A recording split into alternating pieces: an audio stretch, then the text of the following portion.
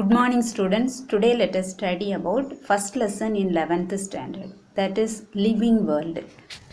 மாணவர்களுக்கு ஒரு அன்பான வேண்டுகோள், நீ இந்த வீடியோவை கவனிக்கிறதுக்கு முன்னாடி உன் பாட்னி புக் எடுத்து ஓப்பன் பண்ணி வச்சுட்டு வீடியோவை கவனி. ஒரு பென் வச்சுக்கோ, சொல்கிற இம்பார்ட்டன்ட் பாயிண்ட்ஸ் எல்லாம் புக்கில் அண்டர்லைன் பண்ணி வச்சுக்கோ. அப்போ உனக்கு திரும்ப நீ படிக்கிறதுக்கு உனக்கு வசதியாக இருக்கும். சரி. Earth was formed some 4.6 billion years ago. நம்ம வாழக்கூடிய இந்த பூமி தோன்றி 4.6 பில்லியன் ஆண்டுகள் ஆகிறது. 1 billion is equal to 100 crores. இதை வேணால் பக்கத்தில் கீழே எழுதி வச்சுக்கோ. 1 billion is equal to 100 crores. It is a life-supporting planet with landforms like mountains, plateaus, glaciers, etc. நாம் வாழக்கூடிய இந்த பூமியில் மலைகள் இருக்குது, அதாவது சமவெளிகள் இருக்குது, பனியாறுகள், இது எல்லாமே இருக்குது. Life on earth exist within a complex structure called biosphere. இதை தான் நம்ம உயிர்கோளம் அப்படின்னு சொல்லி சொல்கிறோம். There exist many mysteries and wonders in the living world. நாம் வாழக்கூடிய இந்த பூமியில் அதிசயத்தக்க விஷயங்கள், அதாவது ஆச்சரியப்படக்கூடிய விஷயங்கள் நிறைய இருக்குது. அதுக்கு சில எக்ஸாம்பிள்ஸ் இருக்குது. First one is the response of sunflower to the sunlight. சூரியகாந்தி பூ எல்லாருக்குமே தெரியும். அது காலையில் பார்த்திங்கன்னா கிழக்கு திசையை நோக்கி இருக்கும், மத்தியானம் நேரம் நிமிர்ந்துருக்கும், சாயங்காலம் பார்த்திங்கன்னு சொன்னால் மேற்கு திசையை பார்த்து இருக்கும். The twinkling firefly in the dark forest. மின்மினி பூச்சி ராத்திரி என்ன செய்யணும், ஒளிரும். அது ஒரு இன்செக்ட் தான், ஆனால் அதில் ஒரு ஒளி கொடுக்கக்கூடிய ஒரு தன்மை அதுக்கு இருக்குது. The rolling water drops on the surface of lotus leaf. அதாவது தாமரை இலை தண்ணிக்குள்ளே இருக்குது, ஆனால் அதுக்கு மேலே தண்ணி ஒட்டாது. The closure of the leaf of Venus flytrap on insect touch. Venus fly ட்ராப்புங்கிறது ஒரு பூச்சி ஒன்றும் தாவரம். பூச்சி இதில் உட்கார்ந்த உடனே அது க்ளோஸ் பண்ணிடும். அதிலிருந்து அதுக்கு தேவையான நியூட்ரிஷன்ஸை அது எடுத்துக்கிடும். A squid squeezing ink to escape from its predators. ஸ்குவிட்டுங்கிறது என்னன்னு சொன்னால் கணவாய் மீன். இது நீ அனிமல் பிளானட்லலாம் பார்த்துருக்கலாம். இது தன்னுடைய எதிரிகளிடமிருந்து தன்னை பாதுகாத்து கொள்றதுக்காக ஒரு இங்கு, ஒரு மையை உமிழ்ந்துட்டு அந்த இடத்த டார்க் ஆக்கி விட்டுரும். அப்போது அதுக்கு தெரியாமல் போயிடும், தன்னை பாதுகாத்து கொள்ளும். இதெல்லாம் என்னன்னு சொன்னால் mysteries and wonders in the world. Then what is DNA molecule? DNA எல்லாருக்கும் தெரிஞ்சிருக்கும், நீ 10th கூட நீங்கள் படிச்சிருக்கீங்க. அந்த டிஎன்ஏயோட ஸ்ட்ரக்சர், அதாவது ஒவ்வொரு செல்லுக்கு உள்ள நியூக்ளியஸ் இருக்குது, அந்த நியூக்ளியஸுக்குள்ளே குரோமசோம் இருக்குது, குரோமசோமுக்குள்ளே என்ன இருக்குது, டிஎன்ஏ காணப்படுகிறது. இந்த DNA it is made up of carbon, hydrogen, oxygen, nitrogen, phosphorus. அதாவது டிஎன்ஏ எதனால் ஆனதுன்னு சொன்னால் கார்பன், ஹைட்ரஜன், ஆக்சிஜன், நைட்ரஜன், ஃபாஸ்பரஸால் ஆனது. So non living things and living things exist together to make our planet unique. அப்போது நம்ம வாழக்கூடிய இந்த பூமியில் என்னெல்லாம் இருக்குது, உயிரற்ற பொருட்கள், உயிருள்ள பொருட்கள் எல்லாமே சேர்ந்து காணப்படுகிறது. According to a survey made by Mora et al. 2011, the number of estimated species on Earth is 8.7 million.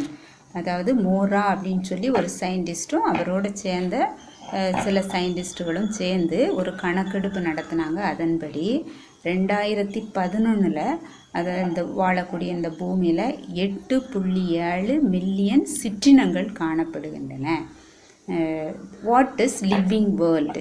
அதுக்கு ஒரு டெஃபினிஷன் கொடுத்துருக்காங்க.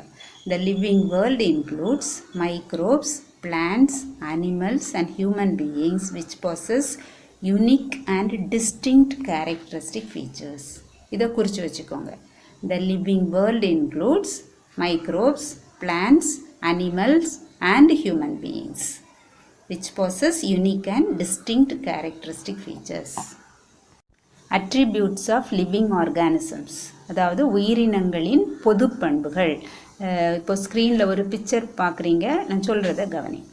ஃபர்ஸ்ட் ஒன் இஸ் growth, அதாவது வளர்ச்சி. தென் நியூட்ரிஷன், உணவை எடுத்துக்கொள்ளுதல்.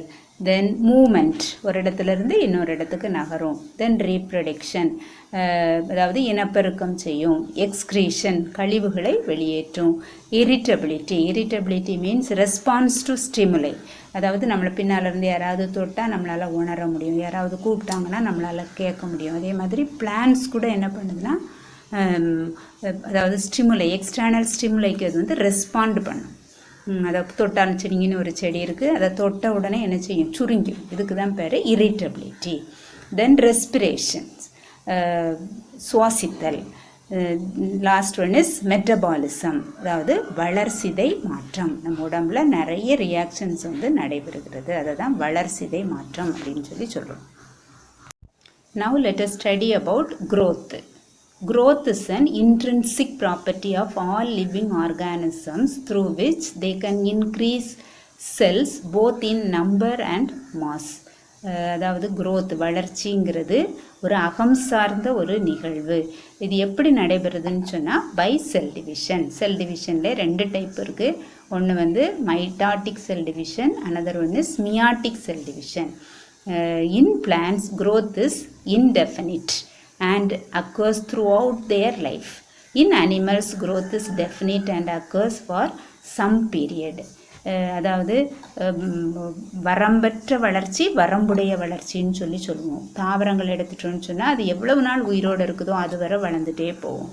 ஆனால் அனிமல்ஸ் எடுத்துட்டோன்னா, இப்போ நம்மளே எடுத்துக்கிடுவோம், மனிதர்கள் வந்து இப்போது நம்முடைய க்ரோத்து ஒரு 15-20 வயசு வரை இருக்கும். அதுக்கு மேலே ஹைட் வந்து இன்க்ரீஸ் ஆகாது. உடம்பு வேணால் பெருசாகலாம், ஆனால் ஹைட் வந்து இன்க்ரீஸ் ஆகாது. இதை தான் என்ன சொல்கிறோன்னா டெஃபினிட் க்ரோத் அப்படின்னு சொல்கிறோம். ஆக்சுவலாக க்ரோத் வந்து எது மூலமாக நடக்குதுன்னு சொன்னால் cell division, that is mitotic cell division. Cellular structure. All living organisms are made up of cells. Based on cell structure, there are 2 types of organisms. They are prokaryotes and eukaryotes. Differentiate prokaryotes and eukaryotes அப்படி சொல்லி question கேட்பாங்க. இப்போ இது படிக்கிறதுக்கு, இந்த கொஸ்டினுக்கு answer படிக்கிறதுக்கு வசதியாக இப்போ நான் ஸ்க்ரீனில் 2 பிக்சர் காட்டியிருக்கேன். ஒன்று வந்து பாக்டீரியல் செல், அது வந்து எக்ஸாம்பிள் ஃபார் ப்ரோகேரியாட்ஸ். அடுத்து யூகேரியாட்ஸ்க்கு எக்ஸாம்பிளுக்கு பிளான்ட் செல் டயக்ராம் காட்டியிருக்கேன். இப்போ இதை வச்சு நம்ம டிஃப்ரென்ஷியேட் பண்ணி ஈஸியாக படிச்சிடலாம். First point is membrane bound nuclei are absent. அதாவது இப்போ பாக்டீரியல் செல் ஸ்ட்ரக்சரில் நீ பார்த்தீங்கன்னா குரோமாட்டின் ரெட்டிகுலம் மட்டும்தான் இருக்குது, அதை சுற்றி நியூக்ளியர் மெம்ப்ரெயின் இருக்காது. ரைட் சைடில் நீங்கள் பிளான்ட் செல் படம் பார்த்தீங்கன்னு சொன்னால் nucleus is surrounded by nuclear membrane. Second point is membrane bound organelles like mitochondria, endoplasmic reticulum, Golgi bodies are absent. இப்போ பாக்டீரியல் செல் ஸ்ட்ரக்சரில் இருக்கக்கூடிய ஒரே ஆர்கனல் என்னன்னு சொன்னால் ரைபோசோம் மட்டும்தான், மற்ற எதுவுமே இருக்காது. ரைட் சைடில் உள்ள பிக்சரில் பார்த்தீங்கன்னா புரியும். பிளான்ட் செல் ஸ்ட்ரக்சரில் membrane bound organelles like mitochondria, endoplasmic reticulum, Golgi bodies are present. Reproduction is one of the fundamental characteristic feature of living organisms. There are 2 types of reproduction. They are asexual reproduction and sexual reproduction. Different methods of asexual reproduction is given.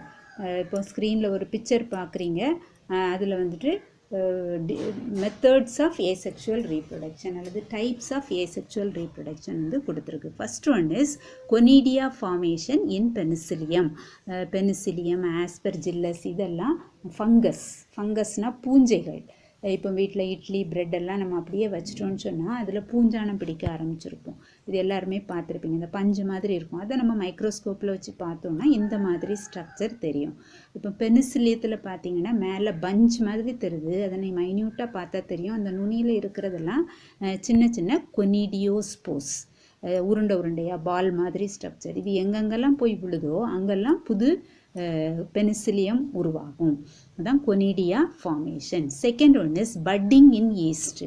ஈஸ்ட்டுங்கிறது ஒரு unicellular organism, அதாவது ஒரு செல் உயிரி.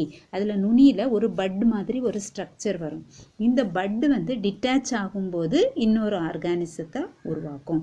Another example for budding is hydra. Then fragmentation in Spirogyra. Fragmentation துண்டாதல். Spirogyra is a filamentous alga.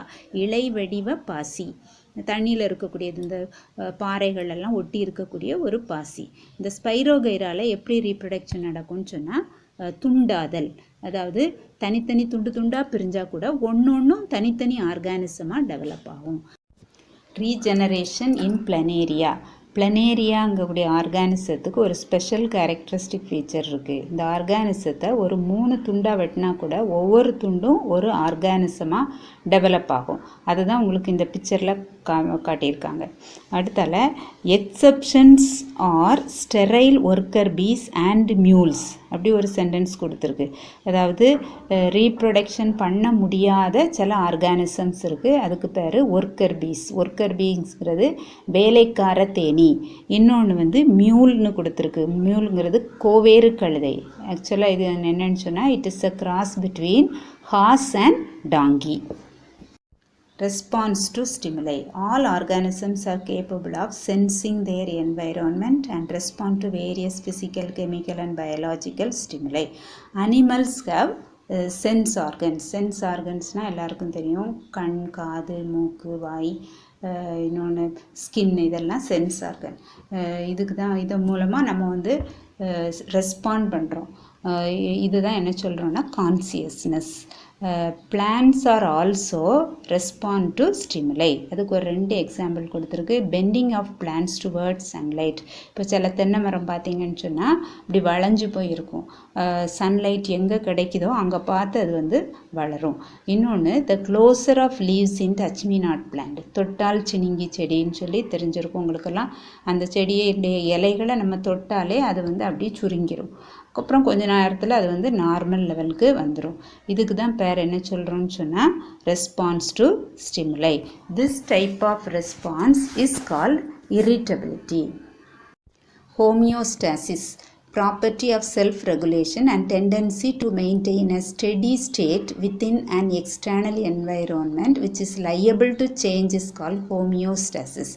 அதாவது சுற்றுச்சூழலுக்கு ஏற்ப உயிரினங்கள் தங்களை ஒழுங்குபடுத்தி கொள்றதுக்கு தான் பேர் சமநிலை பேணுதல். Metabolism. The sum of all the chemical reactions taking place in a cell of living organism is called metabolism. அதாவது மெட்டபாலிசம்னு சொன்னால் உயிருள்ள செல்களில் நடைபெறக்கூடிய அனைத்து வேதி வினைகளையும் நம்ம மெட்டபாலிசம் அப்படின்னு சொல்கிறோம். It is broadly divided into 2. anabolism and catabolism. Differentiate anabolism and catabolismனு சொல்லி கேட்கலாம். உங்கள் புக்கில் பச்சை கலரில் கொடுத்துருக்குற பாக்ஸ் எல்லாமே இம்பார்ட்டன்ட். இப்போ இதுக்கு நான் உனக்கு எக்ஸாம்பிள் சொல்லிவிட்டு உள்ள பாயிண்ட்ஸை சொல்லி தந்தேன்னு சொன்னால் ஈஸியாக புரியும். இப்போ ஸ்க்ரீனில் பார்க்குற பிக்சரில் கடைசி பாயிண்ட் பார்த்தீங்கன்னு சொன்னால் ஆனபாலிசத்துக்கு எக்ஸாம்பிள் கொடுத்துருக்கு. Synthesis of proteins from amino acids. Proteins are made up of amino acids. அதாவது 22 வகையான அமினோ ஆசிட்ஸ் இருக்குது. இது எல்லாம் சேர்ந்து தான் ஒரு புரதத்தை உருவாக்கும். அடுத்து கேட்டபாலிசத்துக்கு example breaking down of glucose to carbon dioxide and water. அதாவது இது ரெஸ்பிரேஷனில் என்ன நடக்கும்னு சொன்னால் குளுக்கோஸ் கார்பன் டை ஆக்சைடாகவும் வாட்டராகவும் மாற்றப்படும். இப்போ ஃபஸ்ட் பாயிண்ட்லேருந்து பார்ப்போம். அனபாலிசம்ங்கிறது it is a building up process. அதாவது இது கட்டமைப்பு வினைகள், ஒரு புதிய ஒரு புரதத்தை உருவாக்குகிறது. கேட்டபாலிசம்ங்கிறது it is a breaking down process. அதாவது குளுக்கோஸ் ஆனது சிதைவடைந்து கார்பன் டை ஆக்சைடையும் நீரையும் வெளியிடுகிறது. Second point is smaller molecules combine together to form a larger molecule. நிறைய அமினோ ஆசிட்ஸ் சேர்ந்து ஒரு புரதத்தை உருவாக்கும். larger molecules break into smaller units. Third point is chemical energy is formed and stored. கேட்டபாலிசத்தில் உள்ள தேர்ட் பாயிண்ட், இந்த stored chemical energy is released and used. Levels of organisation.